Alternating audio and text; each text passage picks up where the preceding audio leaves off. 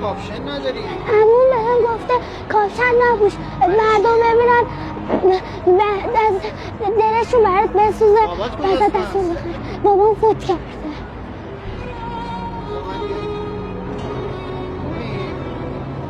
یه دقیقه ببین تو ماشین من کاپشن کار دادم جا مونده اونجاست یا نه؟ عمو نه نمیخواد کاپشن نمیخواد. عمو ببینید شب خونه راه نمیده. نه عمو نه شب خونه راه نمیده. غلط کردم نه دوام میکنه. من دستمال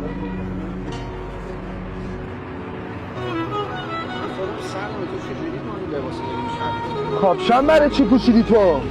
کی گفت تو کاپشن بپوشی؟ برای چه بچه‌ها؟ من عموشم شما دخالت نکن. شما یه دقیقه برو. برای چی میزنی؟ بچه‌ها فرستادی. برو ببینم تو چی میگی؟ بچه‌ها اینو فرستادی که دستمال اصلا تو چی کاره این وسط؟ تو چی کاره این وسط؟ بچه رو کجا؟ بابا داداش یه دقیقه بیا دور مخفیه. ما با همیم. به خدا دور مخفیه. خدا انسانایی از تو رو مثل تو رو کم نکنه. ببخش. دم غیرتت کم. دمت کم مشی است.